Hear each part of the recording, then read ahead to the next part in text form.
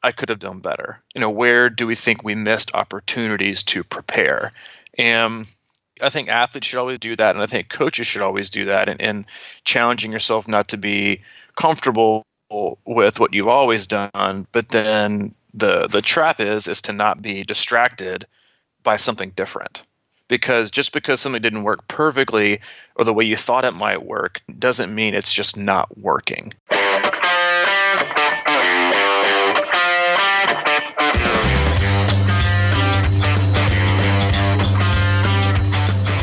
What's going on, man? Happy Thursday, buddy. Happy Thursday it is, man. Happy Thursday. Welcome aboard Crushing Iron Podcast, episode 302. 302. It sounds weird, like saying like 302nd podcast, but it's been a while. It's been a minute. It's been almost 3 years, but we love it. Welcome back. If this is your first time joining us, we appreciate it. We know there are a lot of triathlon or tri-related podcasts out there for you to choose from. So if you've been listening for a while, we appreciate you continuing to tune in and supporting us. And if it's your first time tuning in, this is I would say a triathlon related podcast, but as usual, we do talk about triathlon training. We do lots of race recaps and race reviews.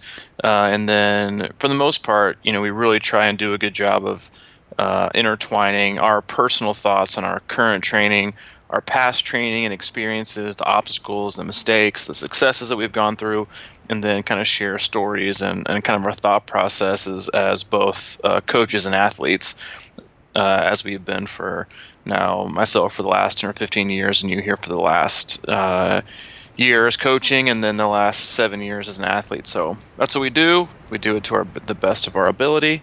And again, we appreciate you tuning in. Yeah. My name is Mike, and you've been listening to Coach Robbie. And I've, basically started as an age grouper about 7 years ago, like you said, and you were my coach. And once again, you were my coach as we went through Ironman Wisconsin this year. My 7th straight year of doing Ironman. I'm a 50-something age grouper. Yeah. We're still a little ish in there. 50-ish. And 50-ish, he is. Learning every day. Yeah, I got to say, as you kind of did your own little intro, sometimes I think we forget that people really have no idea the voices and the faces behind these. And it's funny, like we were in Madison this last weekend. Again, if it's your first time tuning in, we were up at Ironman Wisconsin for a few days. We did our 300th podcast there that we did one live, which was a really great experience, and as nerve-wracking as it was, I think, for both you and I to do it in front of people, we kind of, we're very much creatures of habit, and we kind of went out of the box and did a live podcast in front of people in the same room as each other, and then we also added in a guest, which was like things that we rarely ever do. I know a lot of triathlon-related podcasts, it's like guest, and that's not really our thing, but we've gotten a ton of really, really positive feedback, and I want to extend a quick thank you to Jessica Jacobs, who was on the podcast, is a good friend of ours, an athlete that I work with. She did a tremendous job. There was a lot of great feedback, so we appreciate her. But we were walking around Madison. I can't tell you how many people walked up to me and they were like, "So, are you the main guy? Are you Mike?" Come on, man. I swear, dude. There was I have some plenty of witnesses, but that was the thing. They're like, and I was like, no, I'm just Robbie. They're like, oh, well, do you know where Mike is? I'm telling you, man. Like, I'm like not even your Sherpa. I'm like your assistant, but no, it's but anyway. I think that's what makes it so interesting, is obviously you're the man who brings a lot of the heavy hitting to this podcast, and I kind of... Well, we have a good balance. Yeah. I think that's what it is. Like, we both have a good balance, and we have a good rapport. Hey, the live one, and I think you probably saw that, but I finally got it. Speaking of nobody sees us and can tell who we are or whatever, that's like the first video podcast that we really have now. So. Oh, that's right. Yeah, you did post that. I videotaped it as we went, and we recorded it audio-wise, and then I synced it up. So now we actually have a video podcast, and it's on YouTube under Crushing Iron. So I think it's probably the first video up there if you want to check that out. And so we probably have like one like by now. I think we have 6, bro. Oh, so here. But it's just been up there. People will find it you know, eventually. people But will find it eventually. We like to be the up and comers. I watched it. It was kind of fun. Yeah, I'm gonna watch it today. I think I listened to it. We were on their way back from the race, and with Tommy, he was like, "Do you ever listen to your own podcast?" And I was like, "No." I don't. Like imagine how much everyone hates listening to their voice on like a voicemail or an answering machine. Like I don't think anyone likes that. And then imagine hearing yourself like talk for like an hour twice a week. Like no one wants to do that. I mean, very few people want to listen in general. Why would I want to listen? So I think, but I think I did listen to this one. I think I listened to this one mostly because it was a special occasion for both you and I. But Jessica again did such an awesome job that I thought that I wanted to get kind of listening, because sometimes I think you forget things in the moment. But anyway, before I kind of have a few things I wanted to chat about today. But how are you feeling now that we're like 4 days post race? Are you tired? Are you sore? How is it going downstairs? How are you feeling overall? I was a little sore the first day, and honestly, Tuesday I was flying up because I'm staying upstairs at my parents' house, and I've been flying up, and my soreness level is pretty much nil.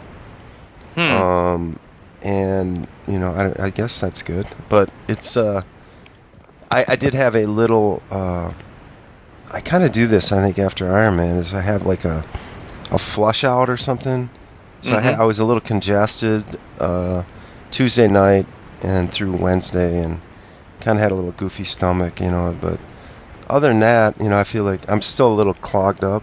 But other than that, I feel pretty solid. I did a couple long walks with my dog and stuff, and feel pretty good. I think it's good, obviously, but then you always wonder, like, man, did you go hard enough or whatever? It's like Always. But I don't have that question. I think I went as hard as I can, and sometimes, as we said last time, it's just a puzzle to me. And I knew my run was in a lot better shape this year, and now I think I didn't bike enough again. So it's like, You're already in the butts. Like, I went pretty good, but I think I could do, like, and again, like, that's what, like, I found myself in that place, like, just 24 hours after the race was over as a coach. Like, I was on the way back. Tommy was driving. I kind of pulled a U. I'm not gonna lie. Tommy raced. I didn't yet. He was the one driving, and I was sitting in the passenger side, which is kind of your shtick when we go out and do races together. I race, and you come to support, and I end up driving.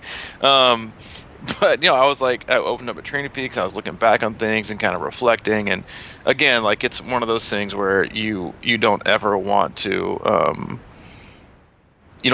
kind of make these like rash judgments based off one race. I think you need to, or not just one race. You need to look back through everything, right? And then again, everything else you have to take with a grain of salt. Before I go into this grain of salt thing, I want to share a quick story that we haven't mentioned. But if you guys were at the podcast this weekend, a lot of you had the pleasure to meet Mike's mom, and you guys always think that our parents are our greatest supporters. But I had a friendly conversation with Anne, and she was telling me what she thought about your YouTube videos.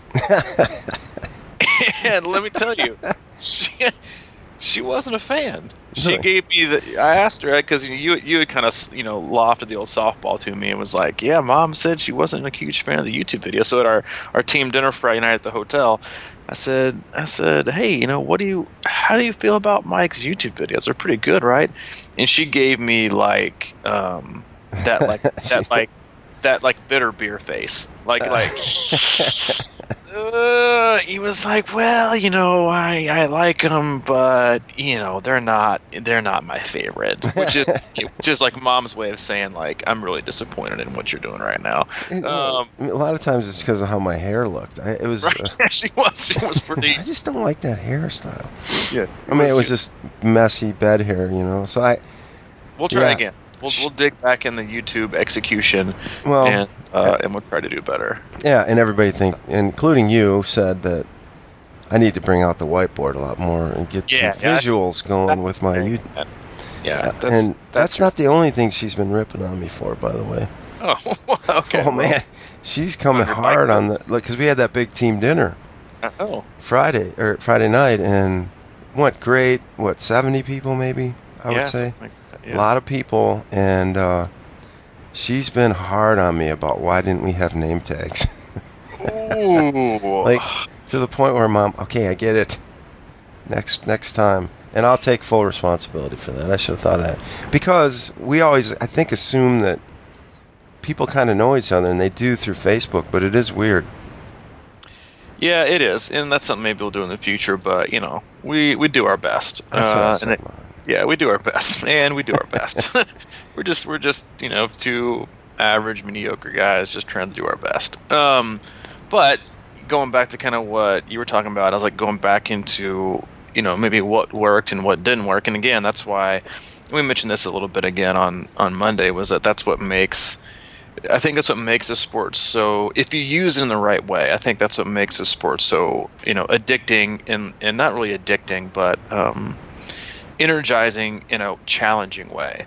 That's probably a better way to put it. I think we have like a negative context about the word addiction or addicting. And so I think more like people love to be energized by the challenge of what triathlon and the training and the racing does, because again, like very, very rarely do you leave races, and even though you shouldn't appreciate all the little things and how far you've come, it is a huge puzzle, and it's a continuing puzzle as we get older. As our body changes, as our life changes, we go from, even if you're generally the same athlete, and you continue to train, you might go through an athlete life cycle of, single, married with kids, different job, and so you take like how different that is and how the availability you have to train, right, within those parameters, and then you take in the fact that you're also getting older, and then your goals are changing, and as you get older, sometimes it's even harder to find those gains, because there's this, everybody thinks that you get slower as you get older, and so I think that's why it's so interesting, and again, that's why I, as a coach and just kind of a general person who really, really likes to problem solve, it's always been my thing. I really enjoy just problem solving and trying to figure things out. It really keeps me engaged. It's something that I love doing. And even before I started to coach full time, that's kind of what I always did with the businesses I was in, as I was always about problem solving or fixing things. And so for triathlon, when you work with so many different people and different personalities and different abilities and different ages and male and female, different distances, and there's always something to not necessarily fix, but you're always looking to see, like, you never look at it and think, this is my finished product, like I'm done. Because you're never done, right? And it's always something that's continuing to go. And so the last 2 days, I've kind of put off I usually do like my weekly plans for the next week. I usually have them pretty much done by Thursday. I like to go week to week and kind of stay with like the pulse of what's going on with athletes training, but I usually like to get them done by Thursday. And I haven't done a majority of them today because I wanted to spend the last few days kind of going back and like digging through what I felt like really, really worked, and like, affirming principles, and maybe, people like to say what's your coaching philosophy, but really it's just like, what have you seen that's working, what works with specific athletes, and what you kind of know that works. It might always work, 100% for every single person, but it works really, really well, and it's about kind of tweaking and maneuvering the outlying 20% for each person. But so I like to go back and then maybe also look at, okay, what do I think I could have done better? Where do we think we missed opportunities to prepare?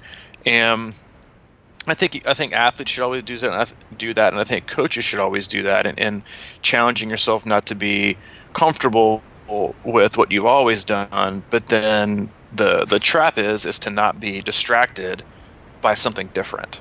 Because just because something didn't work perfectly or the way you thought it might work doesn't mean it's just not working. And that therein lies the challenge of self-coaching or following a plan or coaching athletes, is that is deciphering what's working and what's not. How could you have prepared better? How could you have not? And so I was kind of looking at a couple of things like that kind of stood out to me. And we've talked about this. A lot of these we talked about before. Like they're kind of ongoing principles and thoughts that I know that work and that I've seen work. And also they're backed, a lot of them, by not just by my by our theories, but of what we see that's supported scientifically as well. And the more and more I get into it, and the more and more I do this, I can't get away from the fact that shorter builds are so much better. I mean, I think when people use the word build, I think there's a perception that somebody, I'm starting my Ironman, my 20-week Ironman build.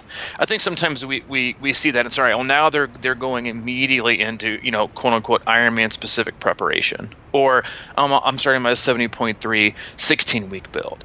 And so I think sometimes when we hear those phrases, or we read it on Facebook, or we see somebody make a comment about it, we think, okay, and they're already starting like 5-hour, 6-hour, 7-hour rides 20 weeks out. Or they're starting, so I think we have to kind of take that with a grain of salt, because I think the word build is different for every coach or every training plan or just people in general. Or could it be confused with what you're doing in your peak phase? And so the way that I kind of approach athletes, and again, like what I've read and what I've seen is personally, and then what I've seen with athletes, is that shorter builds are better. And I talked about it on Monday, is that I don't ask huge epic weekends or epic sessions out of my athletes every day or every week. I ask a little bit from them every day. And I was kind of emailing with an athlete earlier today, asking me about maybe doing a full next year, because if you ever go and spectate a full and you haven't done one, right, the over under on you signing up is like 100%. And so he said, how different, he said, how much difference is the training going to be for an Ironman versus a 70.3? And I said, generally, I generally like to, and this was kind of reaffirmed again by this last race, was that I really generally like for the final phase, however you want to construct it, peak phase or race specific phase or build, whatever you want to say, is about 5 to 7 weeks. That's not including the taper. It's just 5 to 7 weeks max. That's it. 5 to 7 weeks. That's plenty of time to see significant improvement and make significant gains without taking a day off every week, without adding in a recovery week. If you add a recovery week every 4th week, well, you're 8 weeks, you're only getting 6. So you can spend 8 weeks in your build phase, and I can spend 5 or 6 hard ones. We're still getting the same thing. But I said the duration of your quote unquote building into a longer distance is really determined by what you do in the winter and the spring. Because if you're wildly inconsistent and you take weeks and months off, and you just take too much time off over the winter and the spring, then your phases are going to look different than from somebody who was ready to rock and hitting 70.3s in May, June, July, even August, a month out from a race like we did in Wisconsin. Like you've already done like 3 to 4 hard 70.3s and ran hard half marathons. Like you could go out and run a hard half marathon, or you could probably run a very easy 16 or 17 miles, and the training stress is going to be the same. And again, I think a lot of times we don't correlate, we don't see the application of both of those. But is that the shorter the better. And because I think it's you get significant adaptation from that short of a phase, but also that's about the bandwidth that most athletes have. Yeah. The bandwidth to focus, to be mentally and emotionally engaged, and to physically be able to handle the load that you're going to ask them to do. Just hold on. Just give me a month and a half. That's it. Don't give me all summer. Just give me a month and a half. And because usually what I found is like that very last week, athletes then get a little grumpy. They're like, I'm that you can tell like in they feel like the vibe of their texts or emails or phone calls or comments and Training Peaks. And so one of the, or just hanging around you and you getting grumpy, is that is the shorter phase to go into the race, the better. That was one of the main takeaways that I took. Well, I can definitely get on board with that, brother. I think I've always wondered, man. It's like I feel like sometimes I wonder if there's something about if you have a really long, hard sort of Ironman training. If like you don't, how many peaks do you have? You know what I mean? Mm-hmm. Like I feel like in a way that's a really good point, man. I wonder if because I was training hard and I feel like I was doing a lot of pretty big stuff for quite a while, and that's one question I have after the race is if I was maybe going harder a little bit too early. Mm-hmm. You know, I mean, I was doing longer stuff and whatnot, but I kind of feel like I was like, all right, well, I'm in shape. I just got to maintain it more than really kind of tune it up and get it really, you know, aggressively go after it for the up till taper. I think you bring up a good point. I think it kind of gives certain athletes, depending on how early they start the build, it's kind of a false sense of security. Mm-hmm. Yeah. In that I'm prepared because I've been in this whatever you want to say build for so long that I've done all this, and you think, all right, well, you know, and again, like and don't get me wrong, I'm a huge fan of ramping things up slowly. Yeah. Right. I'm a huge fan of that, especially with running, but cycling. Come on, dude. Like, I can ask you to do a 3 hour really, really hard ride, and the next weekend I can ask you to go ride 4 to 4.5 easy, and you'd be just fine. Like, that's where, like, I'm not, like, I don't calculate training stress. I'm not a huge fan of that because I think there's a lot of holes in the way that that's used, especially in the performance management chart. And I've discussed that before. But like, just to give you an example to kind of give people paint a better picture, is that if you use power or heart rate or whatever, and you do a 3 hour really, really hard ride, lots of interval work. And again, something I've talked about before is that I'm a huge fan of doing interval work on the bike, especially on your long rides. I think it's necessary. And so you could do a 3 hour hard ride with you know, let's say it's 3 hours in length. Let's say you do 90 minutes of interval work. Well, that could generate a training stress score of like 100 points. So, you know, a fairly hard ride. Conversely, if I said go out and ride 4 hours, very easy. I've been in, you know, a zone 1, a zone 2. This is about just time in the saddle. It's about getting some easy spin work in. It's base riding. It's working your aerobic capacity, however you want to phrase it. You could ride for 4, maybe even 4.5, depending on the terrain, and still get something very similar, like maybe 100 to 110. And where I see a lot of athletes make mistakes that I've started working with who have self-coached in the past or followed training plans is that they are in this like zone 1, zone 2 from like day one. And there are huge benefits that I'm in. It's polarized training is scientifically proven and is a wonderful thing to do in terms of the training distribution of more zone 1, zone 2 work. But it's for a lot of athletes, they get that false sense of security as I'm there when you're just slowly prepared versus a overload of like 5 to 7 weeks done right, you know, done appropriately, especially on cycling and swimming, that you can lose. I think you can lose focus, and I think you do. You can get that false sense of security. I've been doing this for a while. I think I'm already ready. And I think one of the main things is a lot of people struggle in too is that like they tend to lose like that mental sharpness that really keeps them engaged of I'm still improving and getting faster and pushing myself versus I'm already here. I'm just going to keep doing this until it's time to taper. Mm-hmm. And I think that level of engagement is something that creates gaps in focus and then again in return can not necessarily eliminate, but it can reduce the effectiveness of the important training sessions that you need to accomplish. Yeah. Well, that was one of the big takeaways I've had is like, okay, yeah, so if you're going to do that, and for example, I'm just going to relate it to what I went through again. It was a lot of running. I didn't do a ton of hard running. I did a lot of hill running.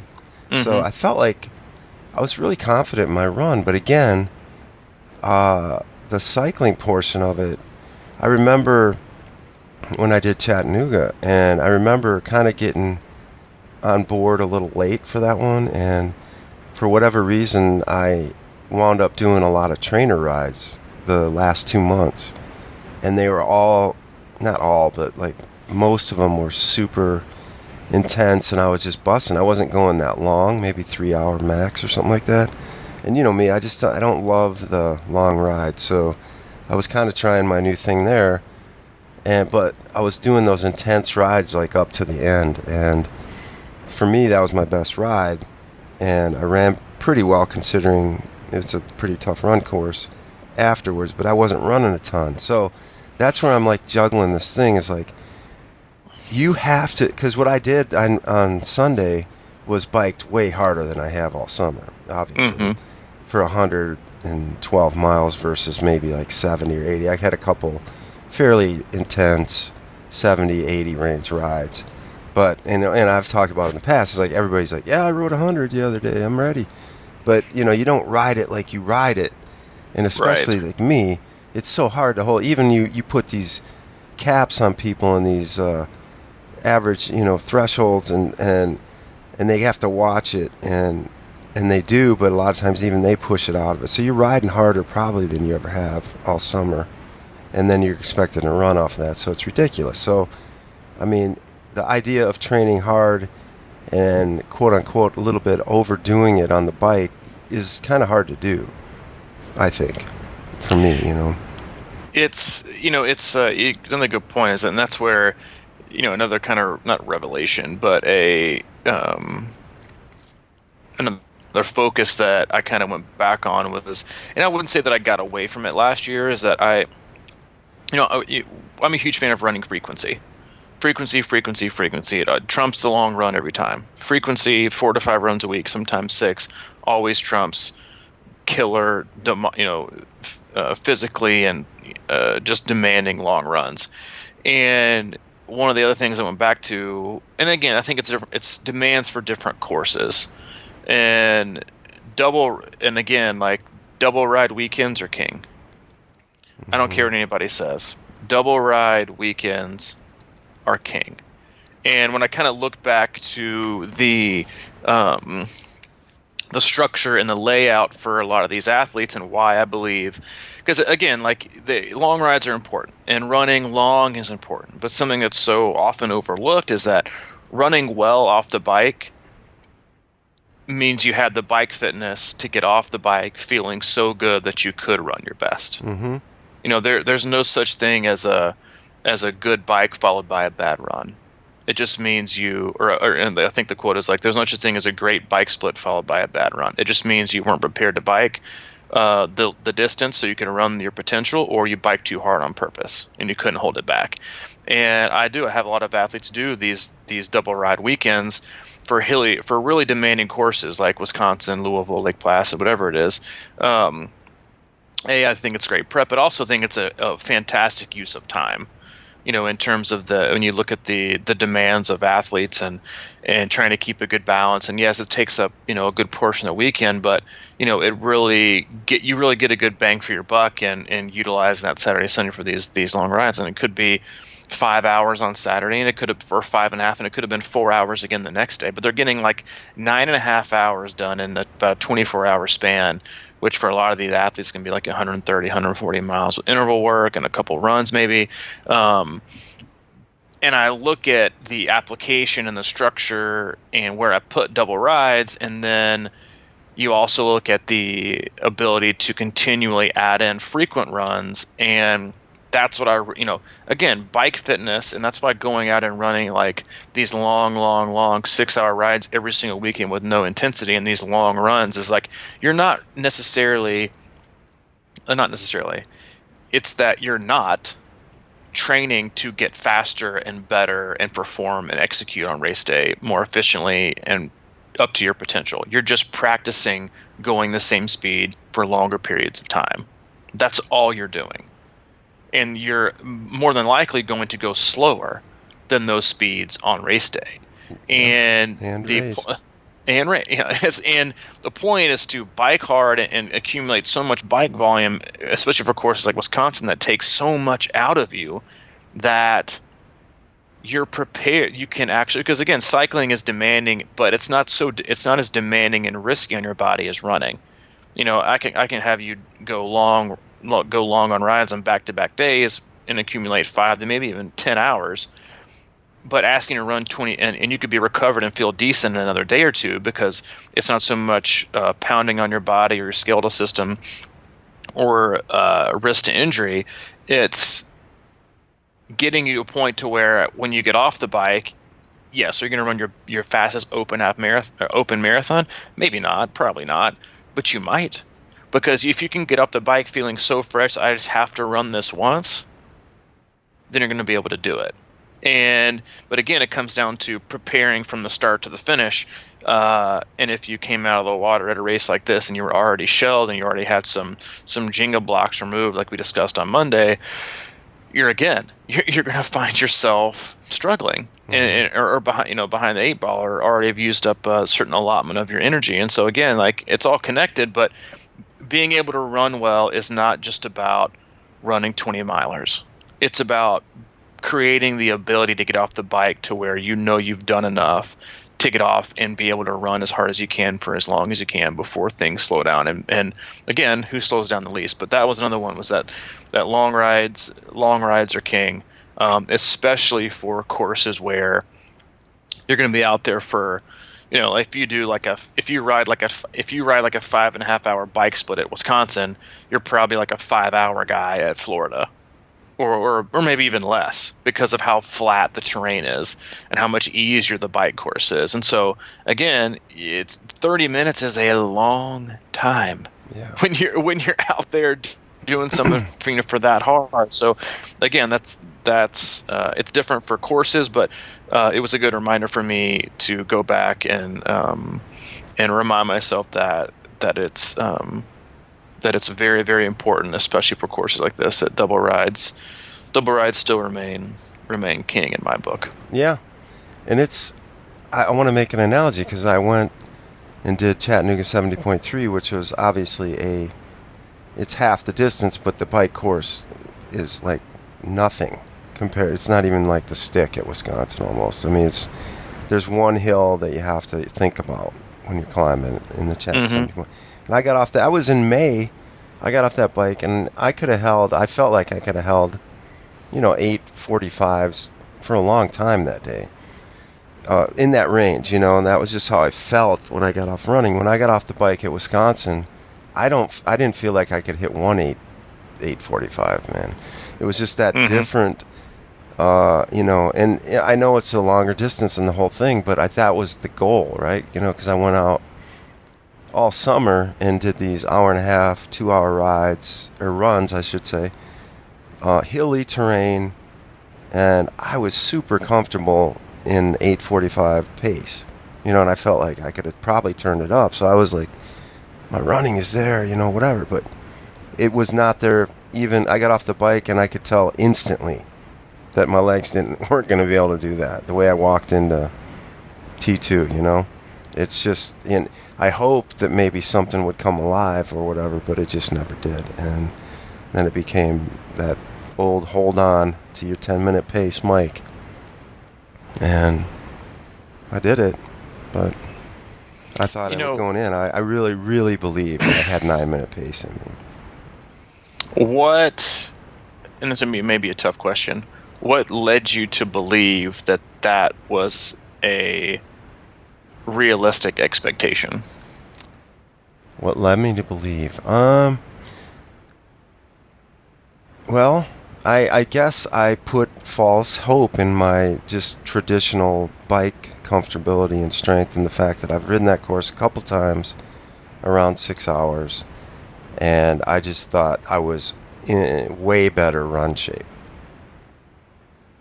And, that was kind of false. I guess I just didn't, the bike course up there is just tough, man.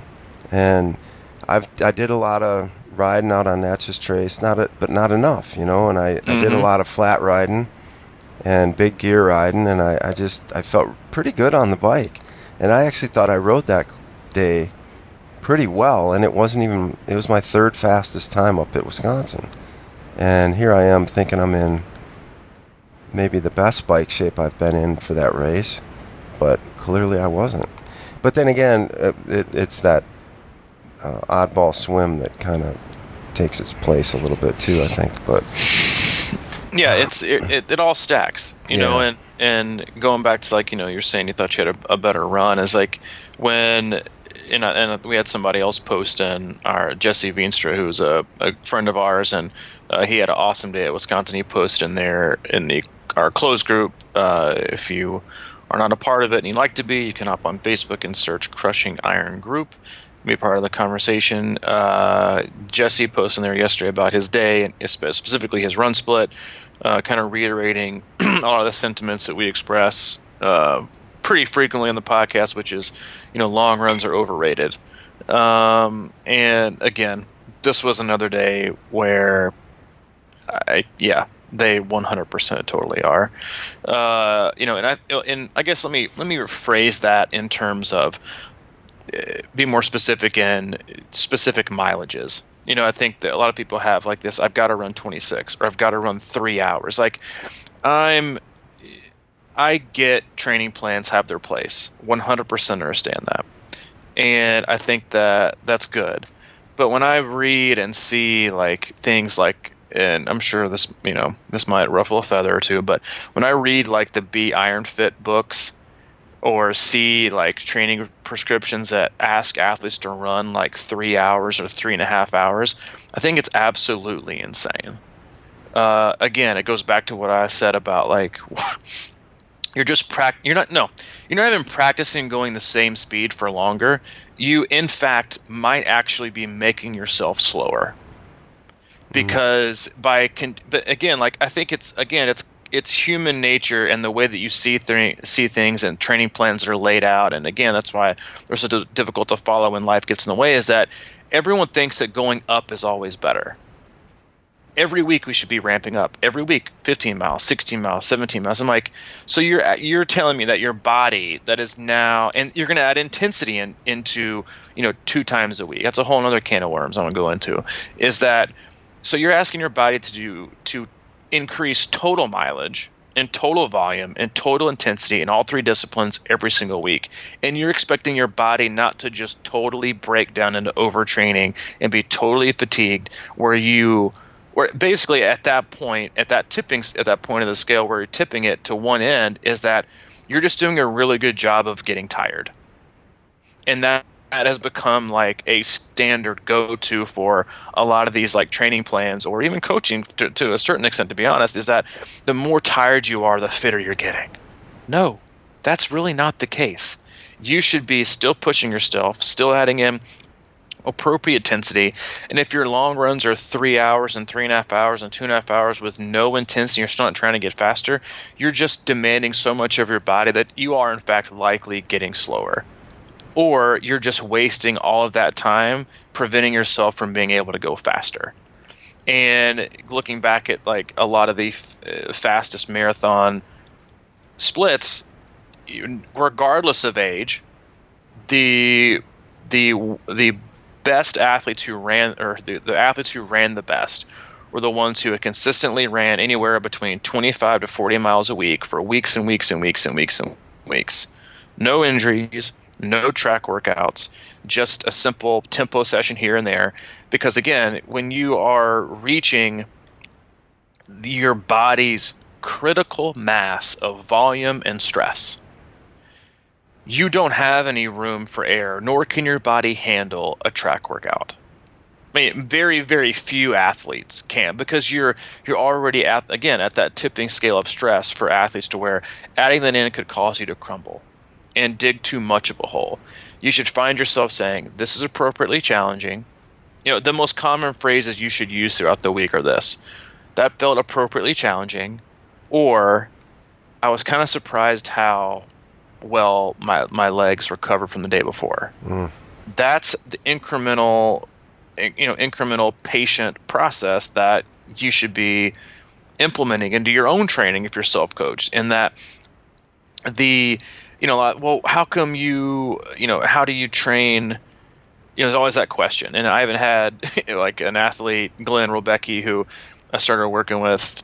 We're going on our 3rd year together, and he's in the 66 for age group, and he's gotten faster every year. as he's older, he's gotten faster, and he had the fastest marathon split in his age group and ran his way into second and on the podium. And he was asking me, he was like, I can't really answer this question. All my friends ask me all the time, like, in order to get faster, why aren't you training faster? All my runs were at 10-minute to 10-30-minute miles, and the longest single run he did was 14. Yet he was able to run 26.2 miles on Sunday and average 9:32s. And I get it. Don't get me wrong. I 100% get it. How it's so hard to wrap your mind around that. Because again, it's not run slower to get faster. And I think we use that phrase a little, and maybe kind of it can be interpreted wrong. Mm. It's not really slower. It should be more. It's basically, to maybe add a different phrase in there, it's running slower so you can run more often to become a better runner so that you can run faster on race day. That's kind of like the extra level, like the fine print, the asterisk next to it that maybe we haven't covered before, is that running slower and more conservative and doing so much zone 1, zone 2 work, you create two things. One, you create a much more durable and aerobically efficient engine, which are two crucial elements for long distance racing. And the third and most important one is you allow yourself to run more by not absolutely crushing yourself. And there is a lot of coaches will tell you that there is basically no point, or it's counterproductive, or it's too much risk for injury for your long run to be more than, and 35% is a max. Like, this is a max. That if your long run should not be more than 35% of your total weekly mileage. So if an athlete is running 40 miles in a week, you multiply that by 0.35, that's a 14 mile day. Yet they're still running 40 miles in a week, which I would say that most people listening to this podcast, I bet less than 10% of you run any 40-mile weeks leading up to an Ironman. But yet you'll go out and try and crush a 18 to 20 mile run on the weekend, leaving you only able to do probably 2 30-minute runs during the week. And again, so just going back to that, like there is so much and I would say that I get it when I see why people put those in training plans, but I don't. Like you're not accomplishing nearly as much, and it really does beat up people so much, not allowing them. And so Glenn was a good example.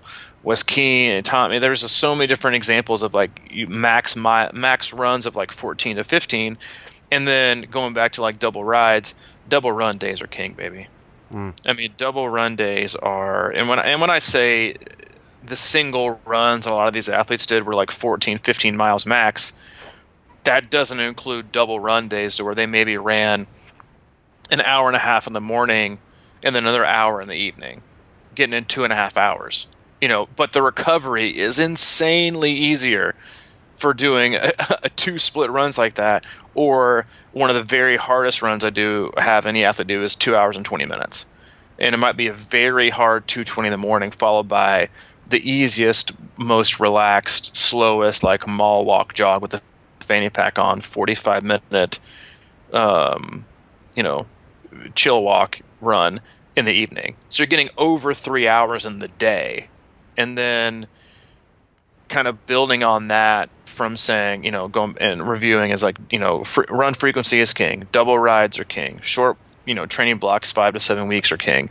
The other thing that I found is that the ability to sneak in and appropriately schedule 2 to 4 day like mini blocks that athletes don't really recognize, because I think if they looked at things in more than just a Monday through Sunday schedule, most athletes, it's all about Monday through Sunday. Mm-hmm. Everything. It's like basically start over. Like if you do a working on Sunday and Monday, it's like not even connected. It's the same thing for, or Monday to Sunday, whatever it is. But to be able to create opportunities to where you might do like I was able to, for a lot of athletes, I was able to sneak in 40 to 45 miles sometimes in 4-day spans, but they were outside of different weeks. So you might have a split run on Sunday, and then the next Wednesday you might have a split run too. So these little mini blocks too of 3 to 4 day specific focuses that allowed you to accumulate kind of, because again, like when you're thinking about what I'm trying to do to get faster, it's you're demanding and overloading your body to a point safely to where it has to respond by rebuilding your body in a way and adapting in a way physiologically to say, I can now respond better, stronger, faster, more efficiently. That's what training is. You break it down, you build it back up. And when you build it back up, it's stronger, it's more efficient, it's faster. Whatever it is, whatever your goal is for that phase, depending on your race distance and the intensity, that's the goal. And so if you can create these mini blocks, or people call them microcycles or macrocycles, is that if you can do that safely, then and just continue on your training like it never happened. And that's where you tend to gain the most durability, which again is like, that's what long distance racing is. It's about slowing down the least. Man, those are all great points, man. Yeah, Did I put you to sleep because you sound bored? No, I was actually trying to focus and listen on that, because sometimes I don't. Even though we talk. Is that what you're trying to say? Well, dude, I got you. I've known a dude for the last 3 years. I was like, I don't even think that he listens to me, man. And you pretty much just said it.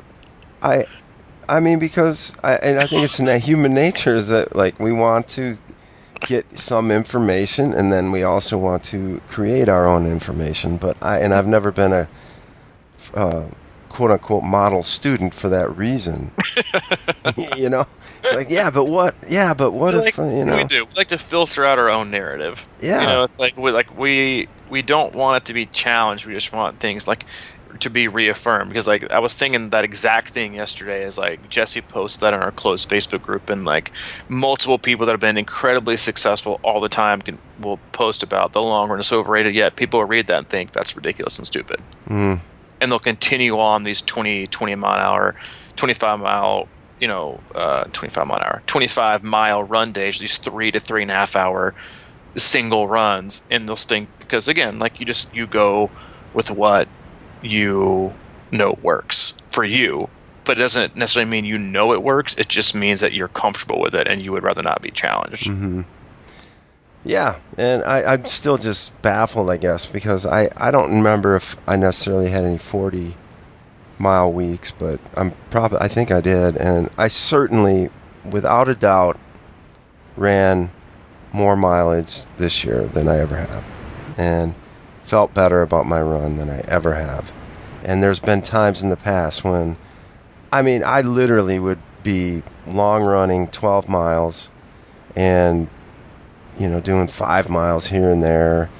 I wasn't running a whole lot of anything, and ran basically the same pace this year as I always have. It's that thing you kind of joke with me about. Is like, do I have that? Is that I don't know what it is, but 10-minute pace. And I always joke about it. Is like I could have probably rode another 50 miles and on Sunday and got off that bike and probably been close to a 10-minute run pace.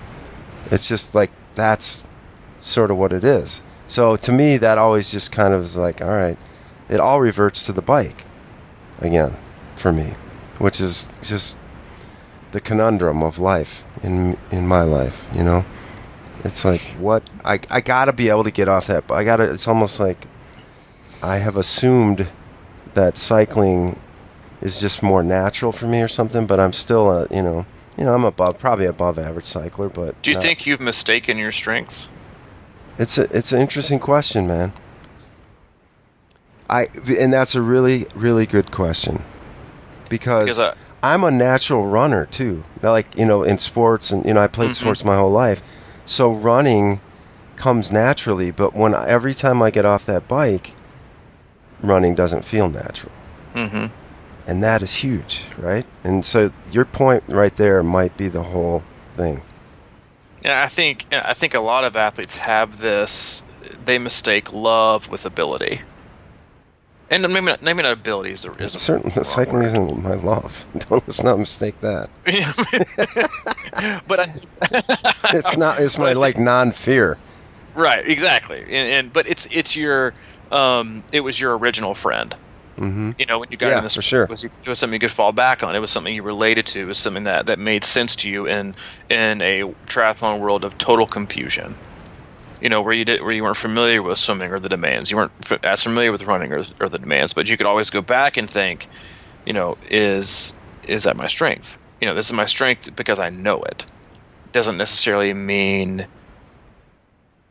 that it is your greatest strength now. And I think again, like that's where we again, if you don't look back and you don't, you know, not you don't have to analyze, but if you don't take a hard, objective look on where have I done well and where have I not, and what has worked and what hasn't, and maybe what I'm seeing and how I got there isn't the actual path that got me to this. Maybe I just thought it did there, but I'm not matching my thoughts and how I got there to what actually was put into action. You know, what actually led me to this best day. Was it I just thought that I was in this shape, or could I look back and think, yeah, I actually did things differently, or I did them this way, and specifically was able to do this? Because I think one of the areas that a lot of athletes are like this is they forget how important it is and what a kind of a great thing it is to be a durable athlete.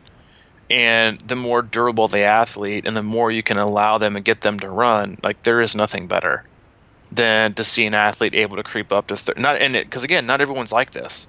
35, 40, 45 miles and still recover and still adapt and still keep going.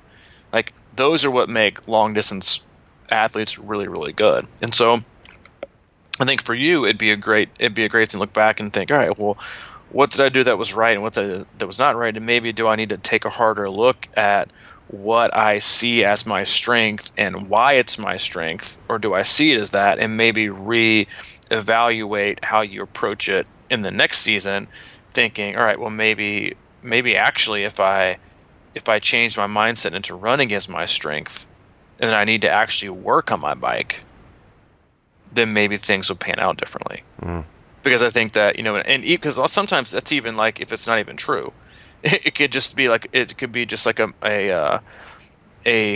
little change in focus of, because I mean I've had athletes say before, it's like, you know, I always thought cycling was my strength, but after I got started working with you, I've kind of figured out running is my strength. I need to work more on my cycling.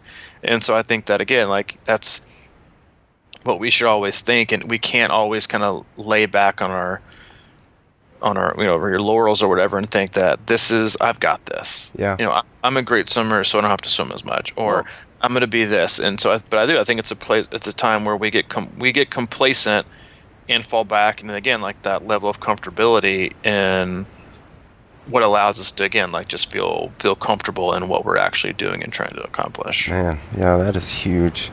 Because my thing, what's my thing? When I started triathlon, I was like, I could never run 2 miles. Mm-hmm. Gassed. You know, Of course, swimming, I've always kind of given into the fact that swimming is kind of a weakness, for sure. So I know that. I've known that from the get-go. And then I always said I couldn't run 2 miles or whatever, ever, until I was, you know, late in my 40s and started trying to actually do it. Mm-hmm. And now that I understand what endurance is all about and how to handle things or whatever like that, running actually does come fairly normal. So I also have this mountain bike history that you're talking about, and that's sort of like my friend. And I used to do a lot of mountain bike races, but that's not, 112 miles. That's like intense, sort of explosive, kind of more, a basketball sport in a way than it is an endurance sport. So it's like, maybe that is the confusion there. That's like, I've never been intimidated by hills. I've never been intimidated by downhills. I love riding. I'm comfortable. I'm a great bike handler. But that doesn't mean that I'm a good long-distance rider. And that has, or I should say, great, or upper tier rider. Although I always seem to, but then again, it's like I'm exerting way more energy than I should be. I haven't developed that endurance cycling frame. Right. And into the point where, because man, it's like all summer I'd be out there getting stronger at the end of these 2-hour runs and floating along, feeling it and loving it. But if you can't get off the bike and get anywhere near that feeling, it's worthless. I wouldn't say it's worthless, but it doesn't put you as far along as you think. Yeah. Because I think, again, like when we move the needle and we go back to removing things, removing energy blocks or your Jenga puzzle, whatever, that the sooner you get chiseled away to that on the run, the longer the day. Because I think one of the and we'll end it on this one, is that, again, why run frequency is so important. Because, again, like when you look at the total picture, you're looking at adding in weeks, and you're not trying to take so many huge chunks out of you. Is when you look at gaining to the 35 to 45 mile weeks of running, and you're also doing all the cycling, is that when we talk about just not slowing down, or who slows down the least in the run, I think one of the biggest things people don't tend to, and you can see if you're tracking people and you're wanting somebody to get an award or be in the top 10 or just to keep on improving, is that the earlier you have to slow down, the slower your slow is going to be those last 5 miles. Because if you start to slow down at mile 10, it's not like most people are going to be able to hold. Let's say you go from like a 10-minute pace down to like a 9:30. So who slowed down the least. It's not like if you do that at mile 10, you're going to stay at 9:30s the whole day. Mm-hmm. You're going to drop down to probably 9:45s, 10s, 10:30. Same can be said if you start at 10. You're going to drop at 10:30. Whereas if you can be someone who's like really, really durable and you don't slow down until mile 18 or 19, well, then you're probably only going to slow down through that one phase, that one slow, that one range of your pace that's going to drop, and it's not going to drop significantly. It's not going to continue to drop. And so, again, it just goes back to being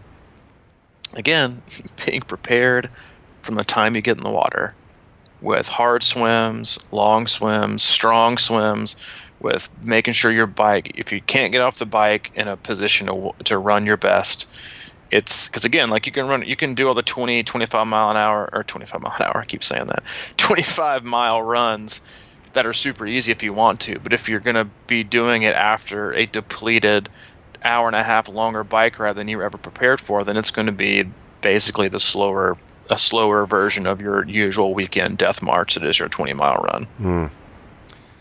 Wow. Well, that's good stuff, man. I hope that I got a lot out of this one. I hope that a lot of other people found some stuff in here, because it is tricky, man, and it's sometimes you got to really reflect and look at yourself, and honestly, and maybe that's what's going on here with me too. Yeah, and if it took us 3 years for you to finally listen to what I'm saying, then hey, we're making progress. It's kind of like, it's very similar to my wife and I. We're celebrating our 4th anniversary today, and right. She's starting to occasionally listen to me. Hey, I feel like that too, though, bro. Yeah, I know, dude. Like, boy, people don't listen to me. I've got some good points. You do, dude. You're right. You're right, man. You definitely do. It's just that sometimes we miss it's almost sometimes you miss, like, I'm thinking about this right now as like me thinking of my bike as my strength and it not being my strength. That's like the big elephant in the room that I have refused to acknowledge. And maybe that's the thing for a lot of people. Could be, man. Not exactly this thing, but there could be. Listen, man, no one likes to do that. No one likes to acknowledge things that are so obvious, because it would force them to challenge what they believe, even though they would admit it gets them. I mean, I've have athlete emails before that they're like, so but I'm really this is how I work, this is how I train, this is what works best for me. And I'm like, well, if it works best for you, then why are you reaching out to me? And they want reaffirmation. And that's the truth. People actually will pay coaches to be coached, but to still allow them to carry on about their own way, versus challenging them to change things, what they've always traditionally thought is what's best. But they just don't like to be challenged, because, again, we work and we participate in our hobby of a sport that people don't like to be put in a position to where they have to second guess themselves or their training or their trust. They like to be affirmed. They like to know that they're fast, and they question themselves already. And so when you take fragile egos and you put them in, different situations, it might not end up the best. Yeah, the humble pie, man, is not sweet. I like that. The humble pie is not sweet. I like that. I'm gonna use that for sure. And hey, we hope your humble pie is not sweet, but we hope you have a wonderful weekend. Good luck to everyone racing. There's, I think, Atlantic City 70.3. Steve Del Monte puts on that race, who we've had on the podcast before. He does an absolutely wonderful job, as a guest, but also putting on his races. He is probably one of the best, if not the best, race director out there. So good luck to that. Good luck to Steve on putting another race on. Best of luck to all the other athletes that are participating all across the globe. And as always, we really appreciate you tuning in and giving us an opportunity to talk with you and listen in our conversation. If you haven't been or need to go back, you can always go to crushingiron.com. That is our one-stop shop for all things coaching, training plans, swim analysis, our blog, gear, videos, camps, you name it. They're all there. Check it out. And hey, we'll catch you on Monday. Sounds good. I appreciate it. Yeah, man. Talk to you later. See ya.